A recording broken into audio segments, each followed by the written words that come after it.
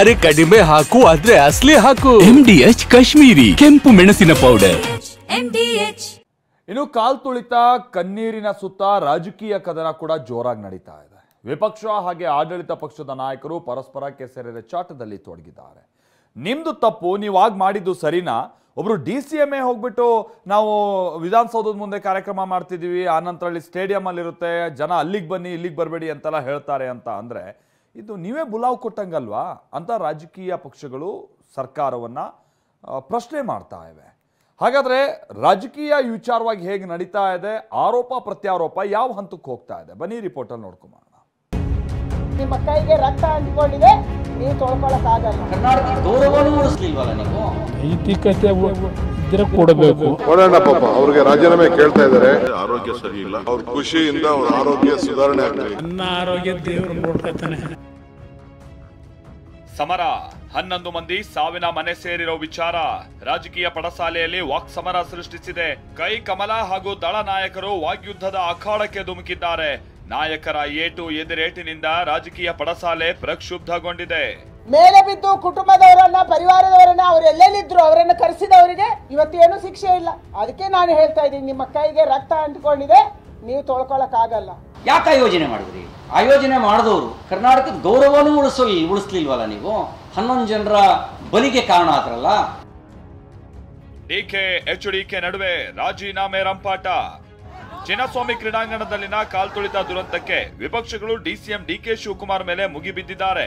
ರಾಜೀನಾಮೆ ನೀಡಬೇಕು ಅಂತ ಪ್ರತಿ ಮಾತಲ್ಲೂ ತಿವಿತಾ ಇದ್ದಾರೆ. ಇದಕ್ಕೆ ವ್ಯಂಗ್ಯವಾಗಿ ಉತ್ತರ ಕೊಟ್ಟಿದ್ದ DK ರಾಜೀನಾಮೆ ಕೊಡೋಣ ಅಂತ ಹೇಳಿದ್ದಾರೆ. ಈ ಮಾತಿಗೆ ಪ್ರತಿಕ್ರಿಯಿಸಿರುವ ಕೇಂದ್ರ ಸಚಿವ HDK ನೈತಿಕತೆಯ ಪಾಠ ಮಾಡಿದ್ದಾರೆ. ಕೊಡೋಣ ಪಾಪ, ಅವ್ರಿಗೆ ರಾಜೀನಾಮೆ ಕೇಳ್ತಾ ಇದ್ದಾರೆ, ಕೊಡೋಣ, ಅವ್ರ ಆಸೆ ನೆರವೇರಿಸೋಣ.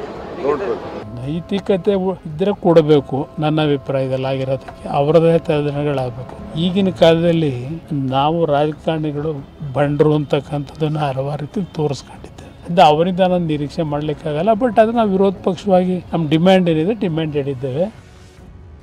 ಕುಮಾರಸ್ವಾಮಿ ಆರೋಗ್ಯ ಕೆದಕಿದ DK ಬ್ರದರ್ಸ್. ಅವ್ರಿಗೆ ಖುಷಿಗೆ ಏನ್ ಬೇಕಾದ್ರೂ ಮಾತಾಡ್ಲಿ, ಅವ್ರ ಖುಷಿಯಿಂದ ಅವ್ರ ಆರೋಗ್ಯ ಸುಧಾರಣೆ ಆಗ್ಲಿ. ನನಗೆ ಫಸ್ಟ್ ಅವ್ರ ಆರೋಗ್ಯ ಸುಧಾರಣೆ.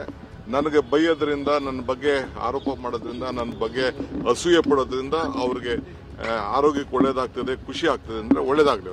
ನನ್ನ ಆರೋಗ್ಯ ದೇವರು ನೋಡ್ಕೊತಾನೆ. ನನ್ನ ಮಂಡ್ಯ ಜಿಲ್ಲೆ ಜನದ ಶುಭ ಹಾರೈಕೆ ಇದೆಯಲ್ಲ, ನನ್ನ ಆರೋಗ್ಯಕ್ಕೆ ಏನೂ ಆಗಲ್ಲ.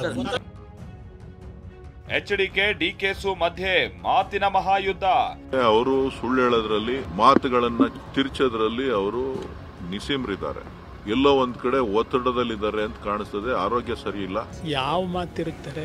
ಅಭಿನಂದನೆ ಸಲ್ಲಿಸಿದ್ದೀವಿ, ಅವ್ರು ಗೆದ್ರು ಅಂತೇಳಿ ಅಮಾಯಕರ ಜೀವ ತೆಗಿಬೇಕು ಅಂತ ಇದೆಯಾ?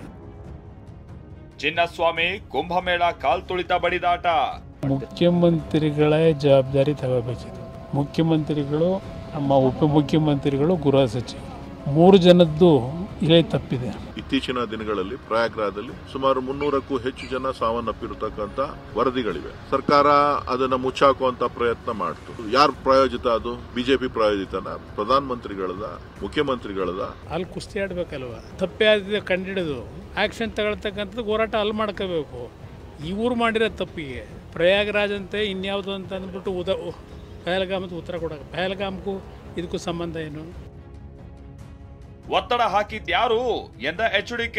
ನಿಮ್ಮ ಮಾತಿಗೆ ಬೆಲೆ ಇಲ್ಲ ಎಂದ DK. ಬೆಳಗ್ಗೆ 7:30 ಗಂಟೆನಲ್ಲಿ ಕಮಿಷನರ್ ಮೇಲೆ ಒತ್ತಡ ಆಗದತ್ತವ್ರು ಯಾರು?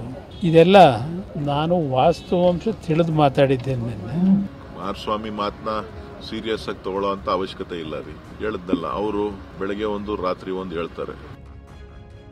ಬೇಳೂರು HDK ವಾಗ್ಯುದ್ಧ 2006ರ ಪ್ರಸ್ತಾಪ. ಕುಮಾರಸ್ವಾಮಿ ಅವರಿಗೆ ನಾಚಿಕೆ ಆಗ್ಬೇಕು. ಅವರಿಗೆ ತನ್ನ ಕಾಲದಲ್ಲೇ ರಾಜ್ಕುಮಾರ್ ಗಲಾಟೆ ಸಂದರ್ಭದಲ್ಲಿ, ರಾಜ್ಕುಮಾರ್ ವಿಧಾನ ಸಂದರ್ಭದಲ್ಲಿ ನಾನೇ ಇದ್ದೆ ಅಲ್ಲಿ, ಎಲ್ಲಿ ಕಂಠ ಸ್ಟುಡಿಯೋ ಹತ್ರ. 4 ಜನರು ಗುಂಡೇಟ್ ಹೊಡೆದು ಸಾಯಿಸಿದ್ರು. ಅವಾಗ ಇವ್ರು ರಾಜೀನಾಮೆ ಕೊಟ್ರಾ? ಗೌರವ ಸಲ್ಲಿಸಬೇಕಾದ್ರೆ ನಡ್ಕೊಂಡಂಥ ರೀತಿ ಇದೆಯಲ್ಲ, ಅದರ ಮೇಲೆ ಗೋಲಿಬಾರ್ ಆಯಿತು. ಅದರಲ್ಲಿ ಇಬ್ಬರು ಸತ್ತಿದ್ದು ನಿಜ. ನಾನು ಅದನ್ನು ಓಪನ್ ಆಗಿ ನಾನೇ ಹೇಳ್ತಾ ಇದ್ದೀನಲ್ಲ, ಅದಕ್ಕೂ ಇದಕ್ಕೂ ಹೋಲಿಕೆ ಯಾಕೆ ಮಾಡ್ತೀರಿ?